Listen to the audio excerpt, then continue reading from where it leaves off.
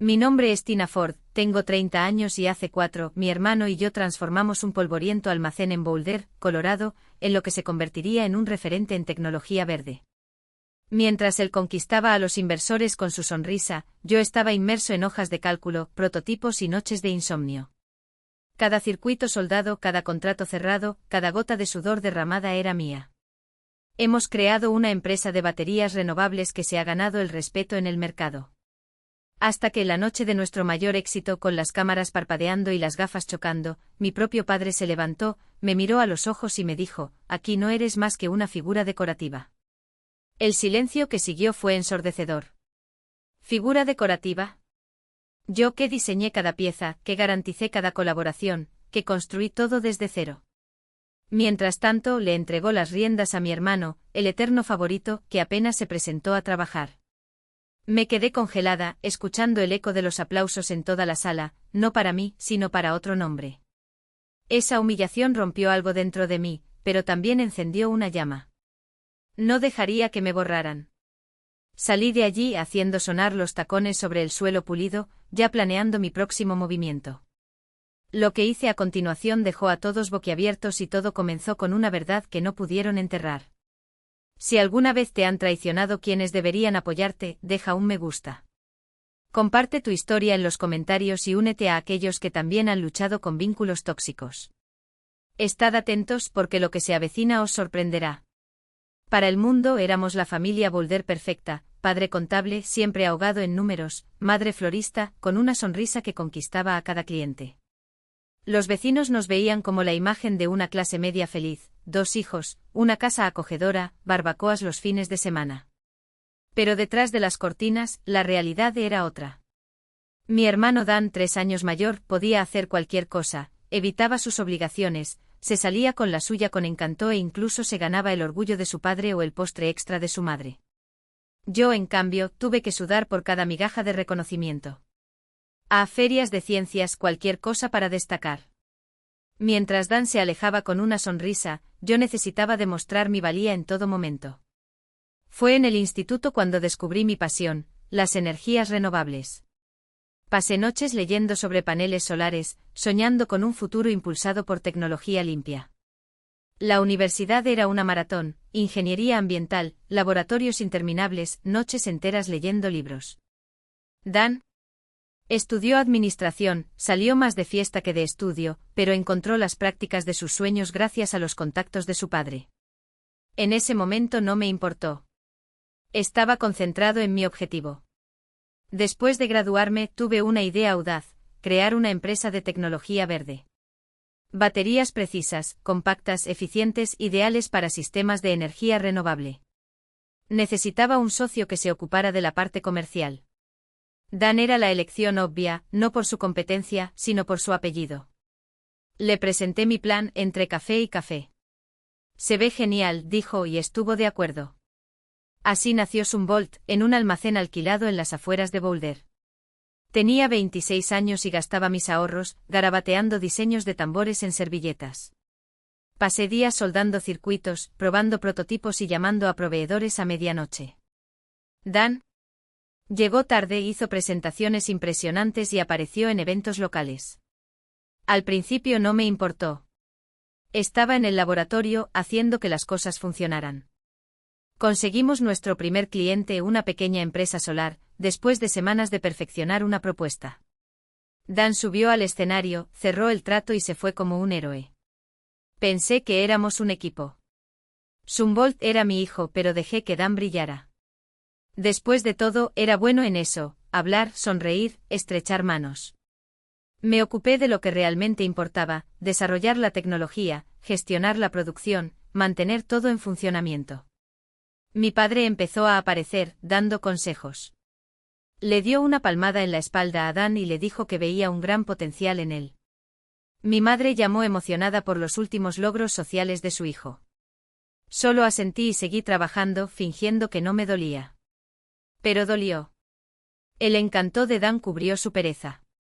Prometí a los clientes plazos imposibles y me dejé limpiando el desorden.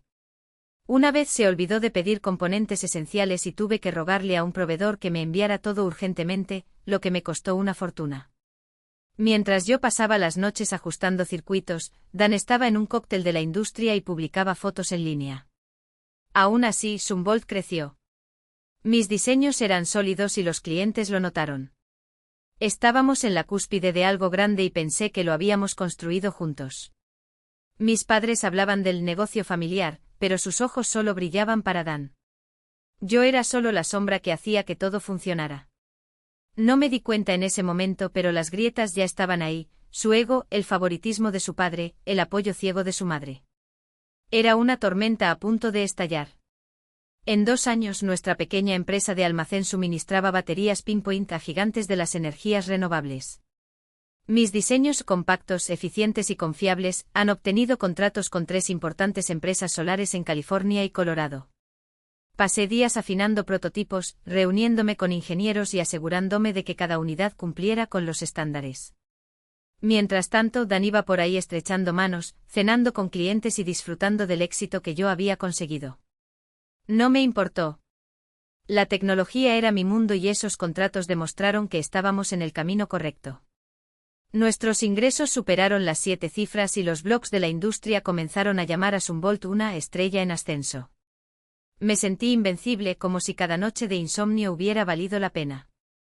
Hasta que mi padre decidió interferir. Desde el primer cliente me hacía sugerencias que generalmente ignoraba. Entonces una noche me llamó a su oficina, me sentó frente a él y me dijo: Dan necesita un papel más importante. Tiene una visión. Me quedé estupefacto. Dan. El tipo que apenas entiende nuestra tecnología. Intenté explicarle que el marketing requería precisión, no solo encantó. Pero me interrumpió con un gesto de la mano. Él es familia. Confía en él. Discutí sobre los riesgos, los plazos incumplidos, los mensajes contradictorios. Su tono se endureció: te preocupas demasiado por los detalles, Tina. Deja que Dan brille. Me fui furiosa, pero terminé cediendo. No sabía cómo decirle que no a mi familia. Aún no. Dan tomó el control y se sumergió de cabeza en el caos. Comenzó a prometer plazos imposibles a los clientes, alardeando de capacidades que ni siquiera habíamos probado. Una empresa de energía solar necesitaba 1000 unidades en 6 semanas. Dan juró que entregaríamos en 4. Corrí contra el tiempo trabajando en turnos para acelerar la producción, pero los proveedores no mantuvieron el ritmo. La entrega se retrasó y el cliente canceló un contrato de $50.000. Exploté. En la reunión semanal expuse las cifras: pérdida de ingresos, horas extras, pérdida de confianza. Dan simplemente se encogió de hombros, el próximo en salir. Mi padre, presente en la reunión, estuvo de acuerdo como si la indiferencia de Dan fuera genial. Me tragué mi enfado, reajusté los horarios y me disculpé personalmente con el cliente, prometiéndole más control. Pero la cosa no quedó ahí. Dan seguía prometiendo lo imposible, encantando en los cócteles mientras yo recogía los pedazos. Otro cliente se quejó de especificaciones defectuosas. Dan había vendido funciones no probadas para cerrar un trato. Pasé semanas rediseñando componentes para cumplir sus promesas, agotando nuestro presupuesto. Por cada error que cometió, pagué el precio. Y la tormenta que no había visto venir. Ya estaba sobre nosotros. La primera señal de que algo andaba mal vino de mi madre, con esa voz suave pero inconfundible que siempre precedía una lección dolorosa. Tina, necesitas aprender a compartir la carga. ¿Dividir? Llevaba todo solo. Mientras Dan publicaba fotos en las redes sociales proclamándose el líder del equipo visionario, yo pasaba las noches ajustando el equipo con las manos llenas de grasa y los ojos ardiendo de cansancio. Papá empezó a asistir más a las reuniones, elogiando la mentalidad estratégica de Dan, mientras yo asentía en silencio, tragándome mi frustración como si fuera otro trago de café amargo. Pensé que podía arreglar las cosas, que mi trabajo silencioso mantendría a Zumwalt a flote. Pero los errores de Dan se acumularon como deudas impagas, y el apoyo ciego de su padre solo los hizo más pesados. En ese momento no me di cuenta de cuán profundo era este prejuicio, ni del precio que pagaría por ello. La primera verdadera grieta se produjo en una reunión vespertina de la junta directiva cuando estaba revisando el presupuesto trimestral y me encontré con un agujero de $20.000 en el fondo operativo. Seguí el rastro, facturas de un SUV de lujo, una fiesta extravagante en un bar en la azotea de Denver. ¿Y el nombre que lleva todo? Dan. Mi propio hermano había utilizado el dinero de la empresa como si fuera su tarjeta de crédito personal.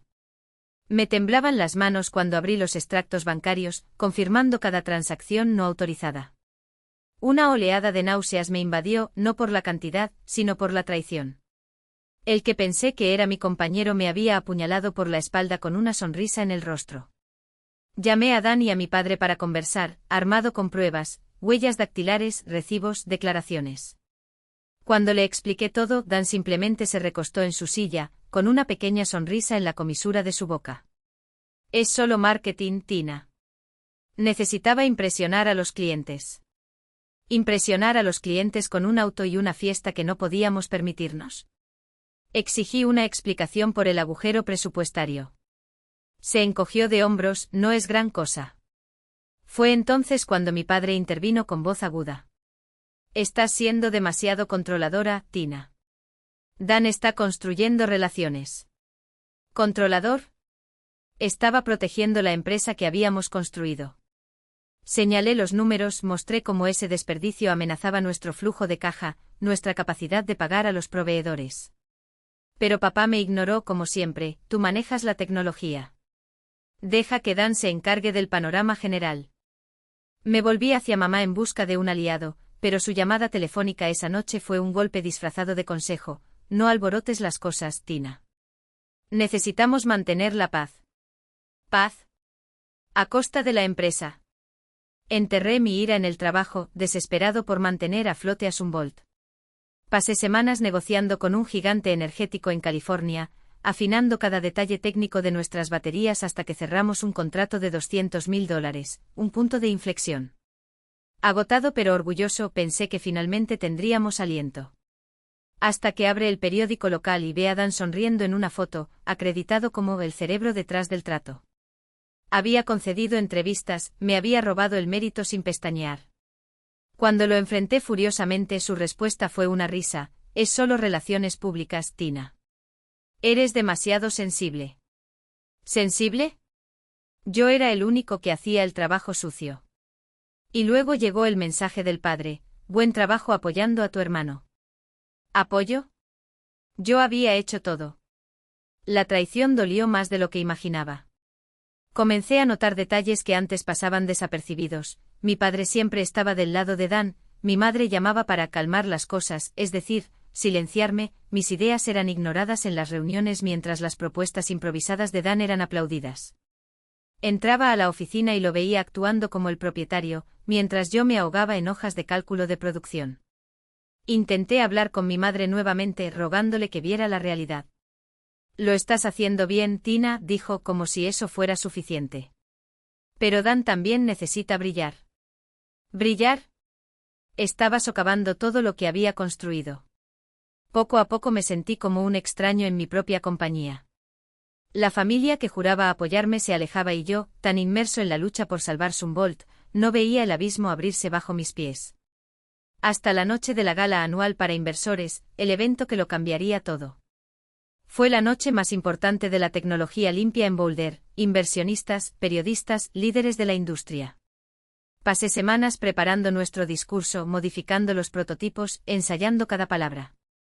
Cuando entré en la habitación, sonriendo y saludando por primera vez en meses, sentí que estábamos en el camino correcto. Hasta que mi padre subió al escenario. Dio las gracias a todos, elogió la tradición familiar de SunVault y luego soltó la bomba: estoy orgulloso de anunciar a nuestro nuevo director ejecutivo, mi hijo Dan. Los aplausos resonaron como una burla. CEO. Dan, quien solo sabía gastar y prometer. Antes de que pudiera procesarlo, papá me miró directamente, su voz amplificada por los parlantes como un veredicto: Tina ha sido genial, pero es solo una figura decorativa. Dan es el verdadero visionario. Las palabras me golpearon como un puñetazo en el estómago. ¿Figura decorativa? Yo había creado SunVault. Nuestra tecnología, nuestros contratos, nuestra supervivencia, todo fuera de mis manos. El murmullo del público, los flashes de las cámaras, las miradas curiosas, todo se convirtió en una ola de humillación que me arrastró fuera de la sala. En el estacionamiento, sentado en el auto, apreté el volante hasta que me dolieron los nudillos. Nada más que una figura decorativa. Dan, el director ejecutivo. Un hombre que ni siquiera sabía cómo funcionaban nuestras baterías. En ese momento juré que no dejaría que me borraran. Mostraría a todos los que habían construido esa empresa. Y si quisieran la guerra, la tendrían. Esa misma noche llamé a Heidi Spencer, mi mejor amiga, una ex ingeniera de Sunvolt que se había ido después de una pelea con Dan. Le conté todo, la traición pública, la ira, la determinación. Su respuesta fue inmediata, cortante: lo vamos a derribar. Conocía íntimamente los trucos de Dan. Sabía dónde buscar. Pasamos noches sin dormir, revisando registros antiguos, finanzas y correos electrónicos. Y luego Heidi encontró la prueba que necesitábamos: mensajes internos de Dan a un contador junior indicándole que disfrazara las cifras de ingresos en los informes trimestrales. Había inflado nuestras ganancias en $50.000 para impresionar a los inversores, ocultando las pérdidas de su gasto irresponsable. Mi corazón se hundió cuando vi esas palabras en la pantalla. No fue solo negligencia. Fue un fraude. Calculado. Adrede. Heidi imprimió los correos electrónicos, con las manos temblando de emoción. «Eso es todo, Tina», dijo con los ojos brillantes. «Está jodido». Sentí una mezcla de esperanza y furia. Dan me había robado mi crédito, mi dinero, mi lugar. Pero ahora tenía la prueba. Y no me quedaría callado. Seguimos investigando y armando un expediente. Heidi localizó a un proveedor que se había quejado de los acuerdos paralelos de Dan, promesas de contratos a cambio de favores personales. Crucé fechas y vinculé sus acciones con los agujeros en el presupuesto que me había visto obligado a tapar. Cada correo electrónico, cada transacción, impulsó mi determinación. Ya no luchaba solo por Sunvolt. Estaba luchando por mí mismo. Las palabras de mi padre resonaron en mi cabeza, pero en lugar de quebrantarme, me impulsaron. ¿Pensó que aceptaría el papel secundario? Estabas equivocado. Dan pensó que había ganado, que yo me resignaría al fondo del escenario. No tenía idea de lo que vendría. Durante semanas me encerré en mi apartamento planeando mi próximo movimiento. La humillación de la gala ardía como ácido, pero también me hizo más fuerte. Si quisieran tratarme como a una figura decorativa, construiría algo tan brillante que eclipsaría a todos. Empecé a diseñar una nueva empresa, Ecosé, centrada en baterías sostenibles de próxima generación. Trabajé hasta altas horas de la noche diseñando prototipos, redactando planes de negocios y reconectándome con antiguos contactos de ingeniería. Mantengo todo confidencial, registrando la empresa con un nombre genérico para evitar sospechas. Ecosé no fue solo un plan B. Fue mi redención. Porque no solo estaba peleando. Estaba reconstruyendo. Y esta vez nadie me quitaría lo que era mío. No fue por venganza. Fue por la justicia.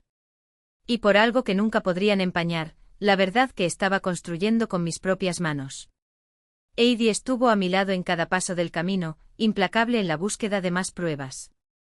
Ya habíamos descubierto los informes de ingresos falsificados de Dan, pero necesitábamos un patrón innegable.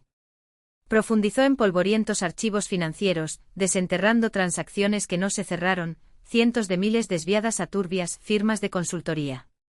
Una cadena de correos electrónicos mostraba a mi propio padre aprobando estas transferencias, consciente de que apoyaban las cifras infladas de Dan. Se me cayó el estómago. Mi padre, el hombre que me enseñó a sumar antes de que pudiera caminar, estaba metido hasta el cuello en fraude, convirtiendo a Dan en un genio sobre el papel. Heidi y yo cruzamos fechas, vinculando cada uno de sus movimientos con reuniones de la junta directiva a las que a mí me habían mantenido deliberadamente alejado. Cada descubrimiento hizo que se me hiciera un nudo en la garganta, pero también agudizó mi determinación. Ahora teníamos un expediente, correos electrónicos, recibos, extractos bancarios, suficiente para enterrarlos vivos. Sabía que necesitábamos aliados con peso real. Fue entonces cuando me comuniqué con Jane Morrison, una inversora influyente que había apostado por Sunvolt en los primeros días. La conocía de eventos del sector y siempre admiré su perspicacia. Mientras tomamos un café, no lo revelé todo, Solo insinué suficientes inconsistencias internas como para levantar las cejas. Eso es preocupante, dijo Jane, dejando la taza sobre la mesa con un chasquido seco. Si hay deshonestidad, quiero saberlo. Deslicé un resumen editado de nuestros hallazgos sobre la mesa, con cuidado de no mostrar todas las tarjetas. No necesitaba más convencimiento. 2 días después, llegó un correo electrónico suyo a la mesa directiva de Zumwalt, solicitando una auditoría independiente de las finanzas. Casi podía oír cómo se desmoronaba la sonrisa arrogante de Dan. La auditoría golpeó a Zumwalt como un huracán. Con la influencia de Jane, los auditores forenses comenzaron a investigar cada transacción. Permanecí en las sombras, técnicamente todavía parte de la empresa, observando cómo mi padre y Dan se retorcían para explicar lo inexplicable. Las reuniones de la Junta se convirtieron en campos minados, y los inversores lanzaban preguntas cortantes sobre las discrepancias. Dan intentó salirse con la suya con su encanto barato, culpando a los errores tipográficos. Pero los auditores no eran idiotas. Heidi me proporcionó actualizaciones, sus mensajes llegaron tarde en la noche, cada uno más explosivo que el anterior. Más facturas falsas. Más pérdidas ocultas. Mientras tanto, Ecose estaba ganando terreno. Obtuve financiación inicial de un contacto que creía en mi trabajo, no en el apellido de Dan. Yo estaba construyendo mi futuro mientras el de ellos se desmoronaba. No tenían idea de cuánto había acabado. O lo cerca que estuvieron de perderlo todo. La Exposición Nacional de Tecnología Limpia en Denver sería mi escenario. Había pasado meses perfeccionando EcoPulse, nuestro revolucionario diseño de batería, y había conseguido un pequeño stand para exhibirlo. La sala estaba a tope, inversores, ingenieros, periodistas en cada rincón. Subí al escenario y expliqué nuestra visión, soluciones energéticas reales, sostenibles y escalables. El público se acercó impresionado por los prototipos. Así que respiré hondo y presioné reproducir el vídeo que Heidi y yo habíamos preparado. Fue devastador. Extractos de los correos electrónicos de Dan ordenando a los contables que inflaran las ganancias. Recibos de compras extravagantes pagadas con dinero de la empresa. Memorandos internos con la firma de mi padre autorizando contratos falsos para engañar a los inversores. Mi voz se mantuvo firme mientras explicaba cómo esas acciones habían erosionado la integridad de Zumwalt. El silencio en el pasillo era tan denso que se podía cortar con un cuchillo. Luego estalló en murmullos. Jane, sentada en la primera fila, asintió con la mandíbula apretada. Ya había visto suficiente.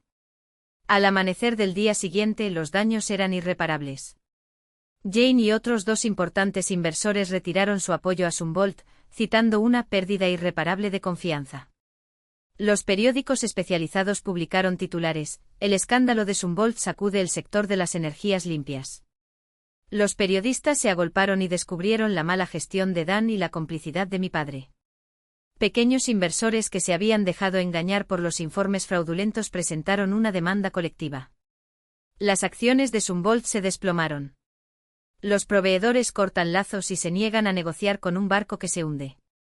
Dan intentó justificarse en las entrevistas, hablando de malentendidos, pero nadie le creyó. La evidencia era incontrovertible. A las pocas semanas, Zumwalt se declaró en quiebra. Su nombre, que alguna vez fue sinónimo de innovación, se convirtió en una broma. Dan, el autoproclamado genio, se ha visto reducido a un vendedor de autos usados en Denver y apenas puede pagar el alquiler. Mis padres, que alguna vez fueron pilares de la comunidad de Boulder, vieron evaporarse su círculo social. La imagen de la familia perfecta se derrumbó como un castillo de naipes. Mi madre me llamó con la voz temblorosa, rogándome que detuviera las demandas, que mantuviéramos esto en la familia. Escuché en silencio con el corazón apesadumbrado, pero mi decisión ya estaba tomada. ¿Elegiste a Dan antes que a mí? Mi voz no flaqueó. Esta es la consecuencia. Colgué. Fue la última vez que hablamos. Bloqueé sus números cortando el último hilo que nos unía. Me dolió, pero había aprendido una dolorosa lección: la familia no es una excusa para sacrificar la dignidad. Mientras tanto, el EcoPulse despegó.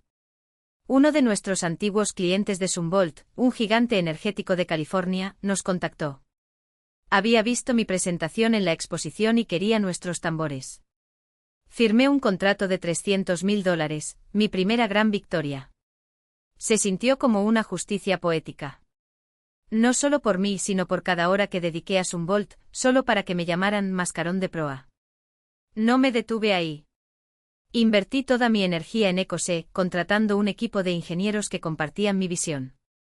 Hemos desarrollado una nueva generación de baterías, reduciendo los costos de los parques solares en todo el oeste americano. También lancé un programa de tutoría para mujeres jóvenes en tecnologías limpias, niñas como yo que habían sido ignoradas pero que soñaban en grande.